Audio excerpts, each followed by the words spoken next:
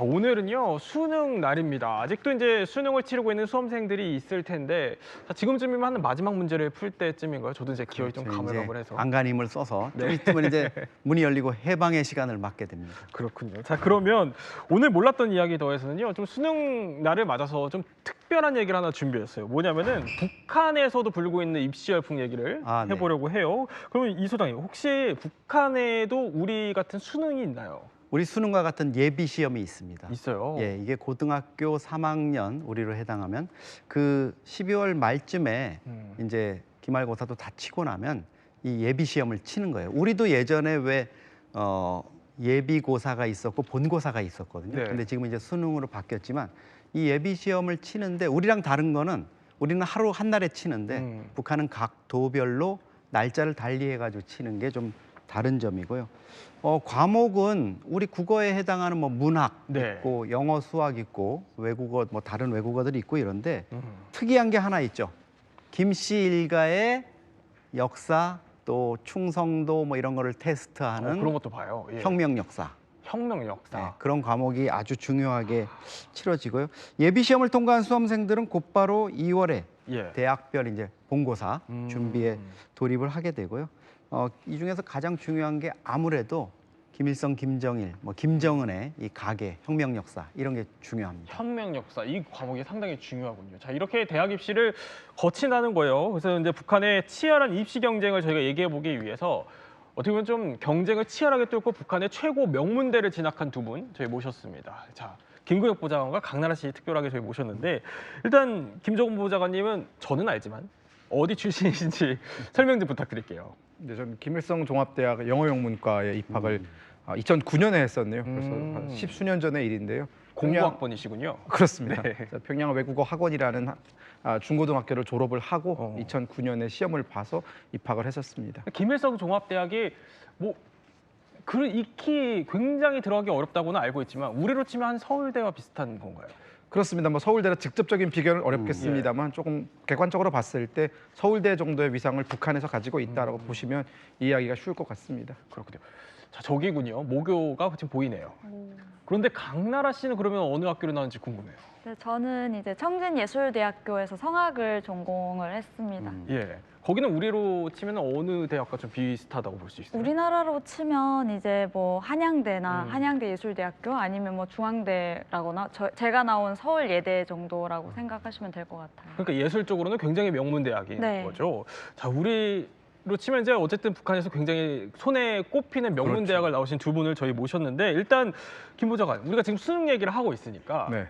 이 북한 입시 때를 생각해보면 얼마나 치열했어요, 그때 당시에? 방금 이영정 센터장님께서 말씀을 해주신 것처럼 북한은 그 대학별 학력고사, 대학별 입학 시험을 이제 2월쯤에 치르거든요. 네. 또 북한의 2월하면 상당히 춥습니다.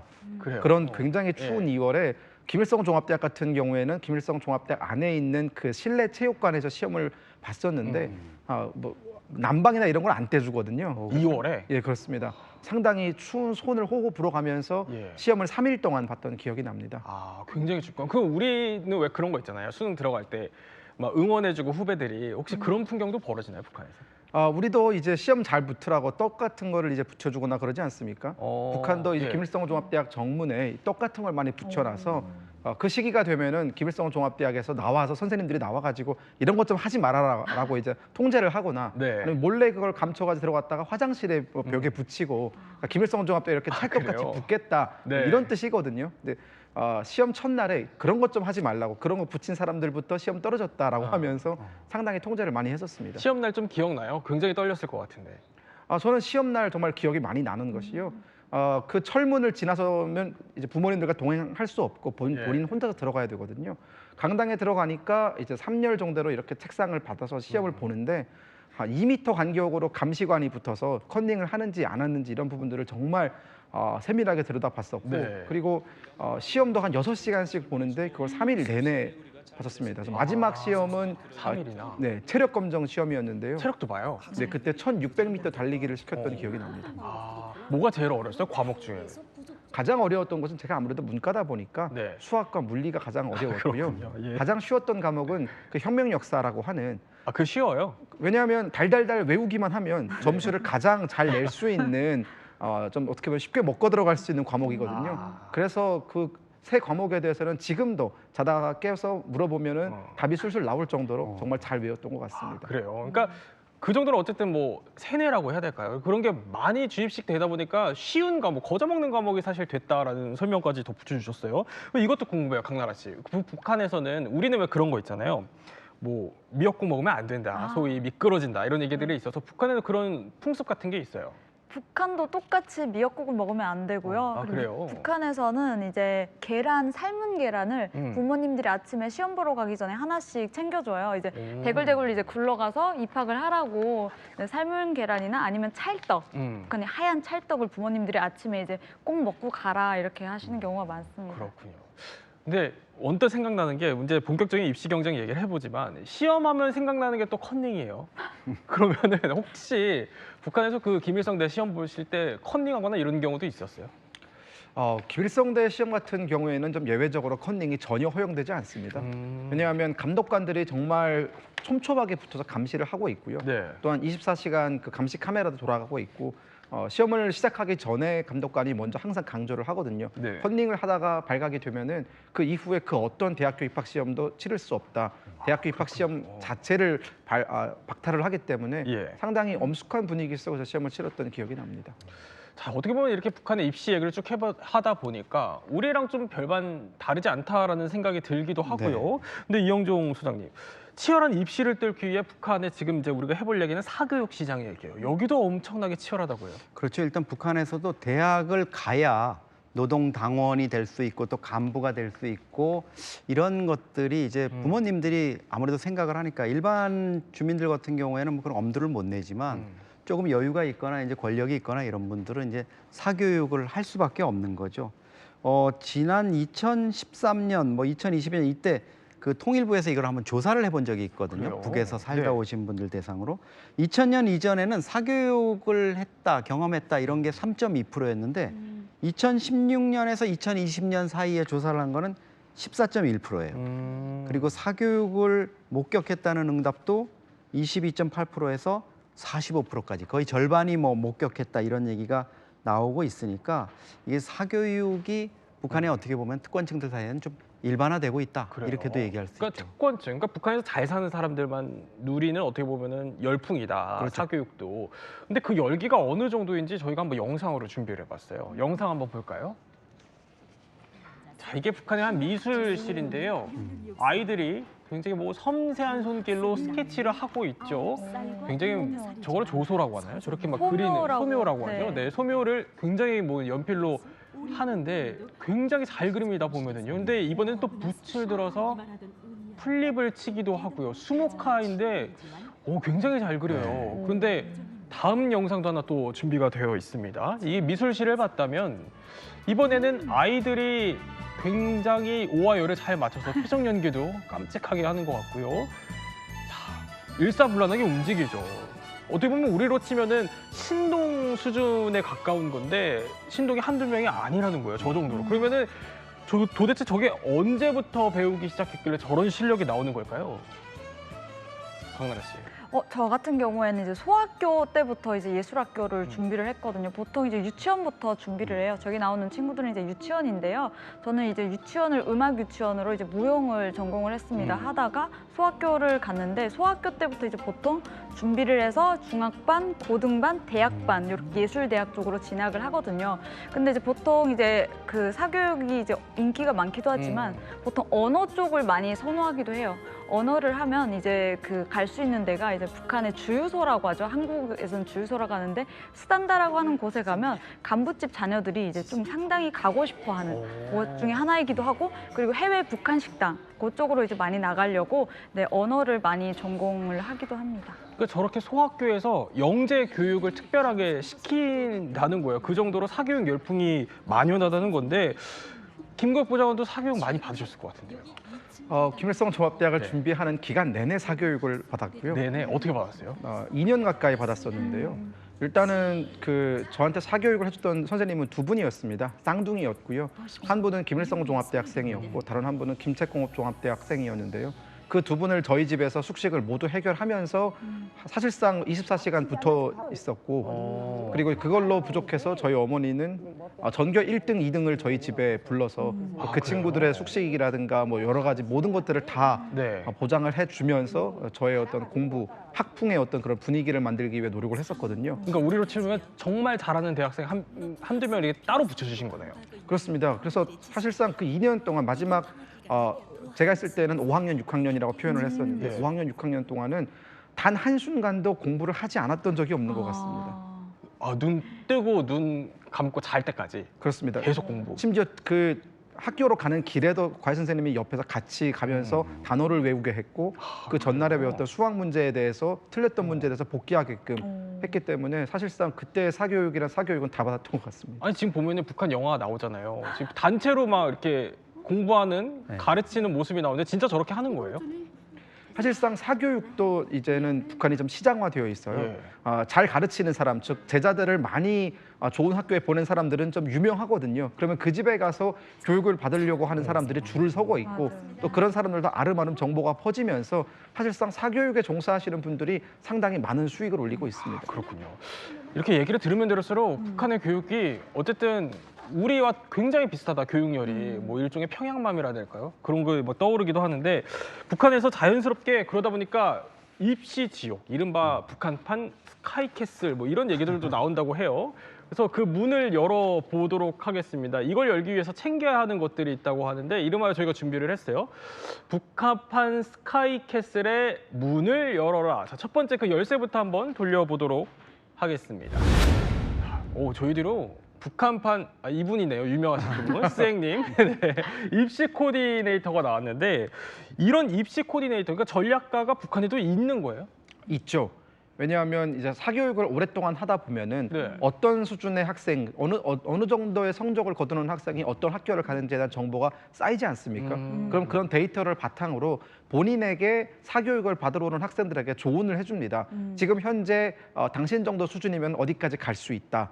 여기서 조금 더 노력하면은 어느 대학까지는 갈 수 있다. 그리고 많이 보내다 보니까 해당 학교들의 여러 가지 인맥이 있는 겁니다. 네. 그래서 점수가 조금 부족해도 그 학교, 뭐 예를 들어 뭐 건설건제대학이나 뭐 상업대학 이런 쪽에 내 지인들이 좀 있으니 그쪽으로 알아보면은 내가 입학까지도 도와줄 수 있다. 이러면 단가가 많이 올라가는 거죠. 아, 그래요? 네, 사실상 이 모든 것들은 불법이지만 북한 당국도 여기에 대해서 딱히 막 그렇게 크게 터치를 하거나 그러지 않습니다. 그러다 보니까 사교육 시장은 활발히 활성화되어 있고 이 사교육 시장을 통해서 대학교를 가려고 하는 평양의 이른바 부잣집 아들내미 딸내미들은 정말 줄을 서서 그런 선생님들을 찾아다니고 있는 상황입니다. 그래요. 그런데 이렇게 입시를 다 코디를 해준다는 거예요. 어떻게 설계를 해서 어디를 대학을 가야 될지까지. 근데 이 정도 봐주면 비용도 만만치 않을 것 같아요.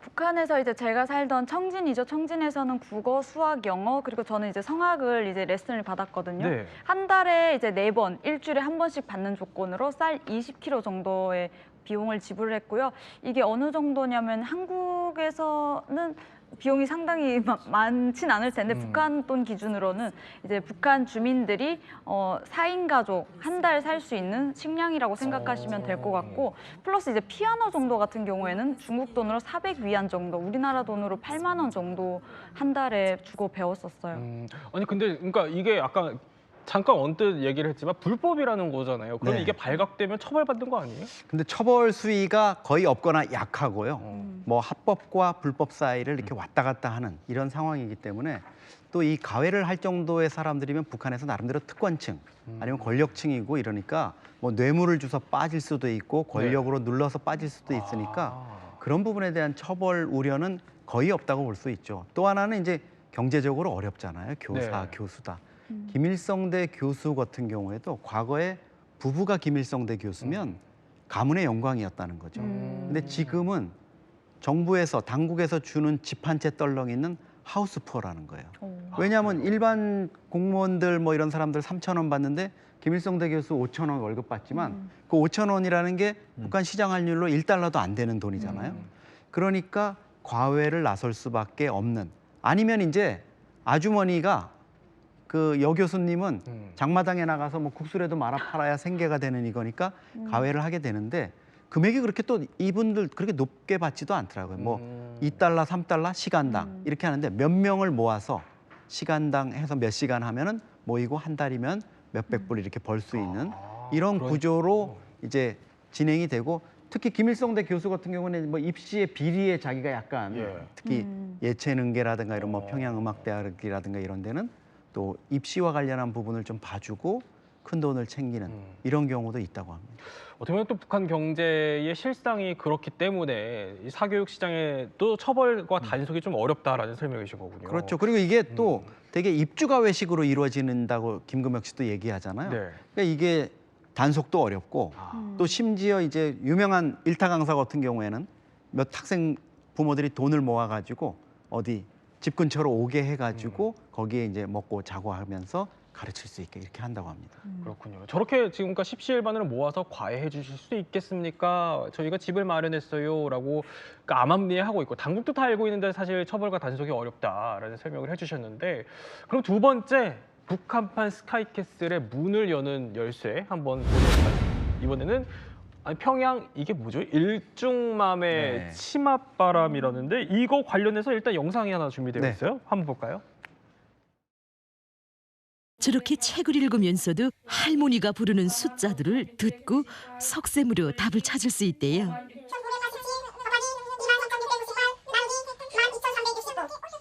10만 2174 중 3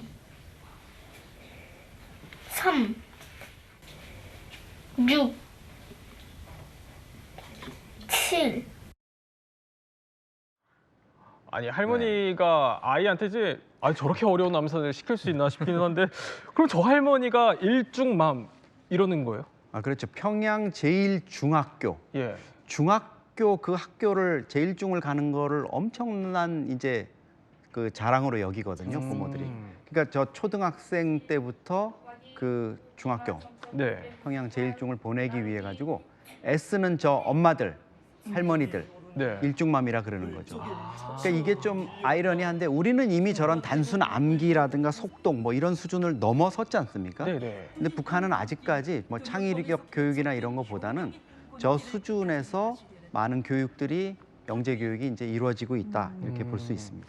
그러니까 일중맘 우리로 치면은 뭐 여러 가지 맘들이 또 우리나라에도 있잖아요. 그렇죠. 근데 일중맘에 치맛바람이 있어야지만 북한이 입시 경쟁을 뚫을 수 있다. 지금 이런 얘기예요. 피라미드까지 제가 보여드렸는데 그러면은 우리 김금혁 보좌관님 아까 설명이 아침부터 저녁까지 계속 과외 선생이 있었다고 하니까 이 치맛바람에 대해서 들어봤을 것 같은데요. 저희 어머니가 뭐 대표적인 그 치맛바람이 아닐까 하는 그런 생각이 드는 것이요.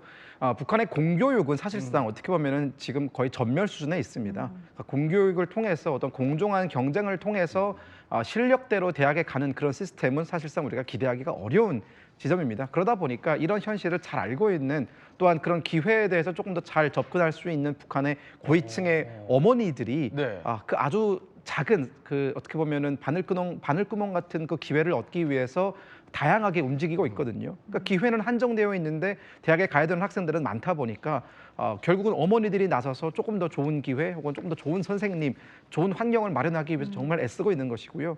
저희 어머니 같은 경우에도 제가 한 4학년 때까지 공부를 하지 않고 막 네. 좀 마음대로 많이 놀았거든요. 그러다 보니까 저를 다잡기 위해서 전교 1등, 2등을 데려다가 그 친구들의 부모님들의 동의를 다 받고 정말 모든 걸 다 해주면서 제 안에 남아있는 이 학풍을 끌어내기 위해서 노력을 하셨고 시험을 보고 이제 그 친구들보다 제가 점수가 좀 낮게 나온 날에는 저한테 김치만 주셨어요.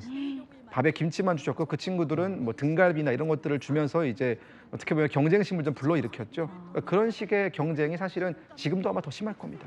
그러다 보면 이제 일중맘들 사이에서는 또 대표맘 뭐 이런 분들도 계시잖아요. 그럼 그 진짜 잘 아는 엄마한테 잘 보이기 위해서 뭔가 그런 것도 있을 것 같은데요. 그렇죠. 저희 어머니가 또 대표적인 그런 마음이었고요. 아 그래요? 네, 이제 그 잘 아는 맘들 같은 경우에는 이른바 선생님들과 관계가 좋은 사람들이 있거든요. 그러니까 북한은 이제 과외를 받기 위해서는 정규 수업을 빼고 들어야 되는데 그런 정규 수업을 빼는 과정도 결국은 그런 어머니를 통해서 학교에 조금 민원이 들어가면 어느 정도 엑스큐즈가 되는 그런 상황들이 많이 있습니다. 자 그러면 저희가 OX 퀴즈로 짧게 한번 짚어보도록 하죠. 이번에는요 평양 일중맘 아이들을 위해서 이렇게까지 한다 OX 퀴즈입니다.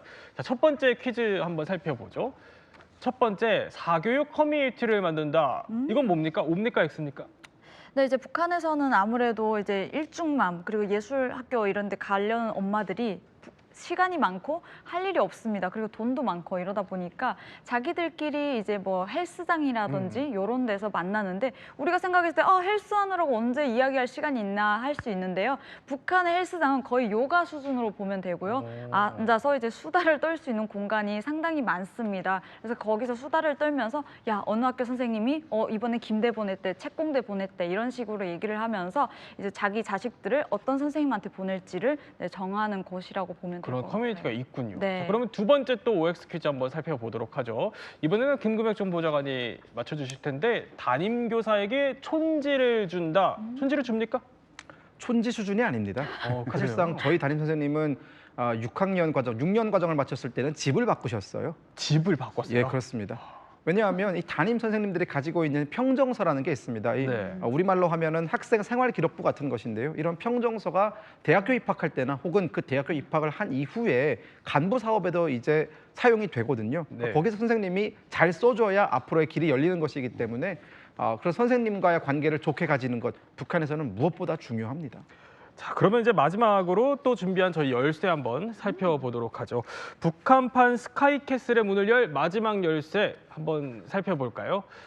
자, 마지막 열쇠는 뭐가 나올까요? 치열한 성적 경쟁이 나오는데 이것도 영상에 하나 준비되어 있습니다.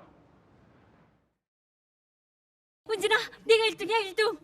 야, 축하해. 고마워, 인경아. 난 네가 3등을 해서 섭섭해할 줄 알았는데. 자, 정합대학당 주세요. 이야, 정말. 축하해, 인경아. 어서 들어가 봐. 네 이름도 아까부터 부르댔어. 정합대학이겠지? 은진아, 은진아. 이게 무슨 드라마죠? 네, 이게 북한의 자기를 바쳐라 이런 예. 드라마인데요. 쉽게 말하면 공부는 잘하지만 농민 출신인 한 학생, 그리고 공부는 3등으로 좀 밀리지만 네. 장간부의 딸인 또 다른 학생이 서로 이제 대학 진학을, 김일성대 대학을 진학하는 문제를 두고 서로 엇갈린 운명을 맞게 되는, 그래서 두 사람 사이에 갈등 이런 걸 그리고 있는데요. 북한에서 공부를 아무리 잘하고 이제 수석을 해도 결국 출신 성분이 좋지 않으면 그래요. 김일성 대학에 들어가기 어려운, 아까 뭐 청진의 무슨 대학으로 이렇게 농민 대학으로 가는 이런 네. 부분들이 나왔었는데요. 그런 좀 북한 체제의 모순을 어떻게 보면 저희 시각으로는 이제 그런 게 엿볼 수 있는 거죠. 이게 이렇게 치열하게 경쟁하지만 좀 이런 어떻게 보면 북한 아이들의 노력이 좀 허망해지는 모습도 드라마에 나옵니다. 한번 볼까요? 그게 사실이요? 예. 시험에서 1등은 자기가 했는데 정합대학에 글쎄 책임 있었다리 간다고 안 가겠다지 않아요. 난 모두 농장 포전에서 일하다가 사람들이 넌 왜 대학에 가지 않았는가고 물어보면 난 책임비서의 딸이 아닌가고 말하는 네 모습이 보고 싶구나. 아버지. 아버지 뜻을 따르겠어요. 그러니까 원하던 대학을 1등한 자기 딸이 아니라 그 3등한 책임 간부의 딸에게 양보해라. 그리고 또 그걸 받아들인다 이런 얘기예요. 그러니까 뭐 공부를 잘하고 시험을 잘 봐도 뭐 권력 앞에서 사실 아무 소용이 없다 이런 얘기인데, 자, 그 현실 또 드라마로 한번 이어서 보겠습니다. 책임비서 동지 딸이 추천 시험에서 3등을 했답니다. 그렇소? 그 대단하구만. 수고했어. 그런데 참 딱한 일이 생겼습니다. 글쎄 정합대학 추천 대상자는 1등한 학생이 선출되게 되어 있는데 군적으로 지표가 하나밖에 안 나서 교육부장 동지도 딱히 합니다. 아니 사실 이 정도면 긴급 보좌관. 그러니까 우리나라면은 뭐 폭동이 일어날 수도 있겠다 싶은 생각이 들기도 하는데, 근데 북한 학부모들이나 아이들이 이렇게 치열하고 어떻게 보면 혹독하게 좀 대학을 가려는 이유가 있을 것 같아요. 북한은 기본적으로 대학교 수가 굉장히 적고 그리고 대학을 나와야만 그 다음 이른바 북한에서는 간부 사업이라고 할 수 있는 북한의 어떤 고위급으로 올라가는 길이 열리거든요. 그러다 보니까 간부가 되기 위해서 즉 본인의 출신을 바꾸기 위한 그런 굉장히 바늘구멍 같은 거 기회를 얻기 위해서 경쟁이 매우 치열하다라고 보시면 될 것 같습니다. 그러면 이제 이 얘기를 안 해볼 수가 없어요. 우리가 평양 부유층 자녀들의 입시 얘기를 해봤다면은 네. 그 끝판왕 제일 위에 있는 그 김여정, 네. 뭐 그리고 김주애, 뭐 어떻게 교육받고 있어요? 김정은과 김여정은 그 이복형인 김정철하고 같이 스위스 베른에서 국제학교에서 조기 유학을 했지 않습니까? 예. 그런데 평양에 돌아와서 김정은 같은 경우에는 혼자 홈스쿨링을 한 거예요. 김일성 종합군사대학의 그 특설반 예. 거기서 혼자 했고, 김여정 같은 경우에는 다른 그 고위층 자제들과 함께 몇 명과 함께 특설 과정을 거쳤다고 합니다. 김여정하고 김정은의 이런 전례를 보면은 네. 사실 김주애 같은 경우에는 지금 아마 홈스쿨링을 하지 않을까. 그리고 그 과정을 다 영상으로 남기는 나중에 후계 우상화를 위해서 그런 작업이 이루어지고 있지 않을까 이렇게 생각이 듭니다. 네, 세 분과 함께 북한의 몰랐던 또 입시 경쟁 이야기 저희 특별하게 한번 짚어봤습니다.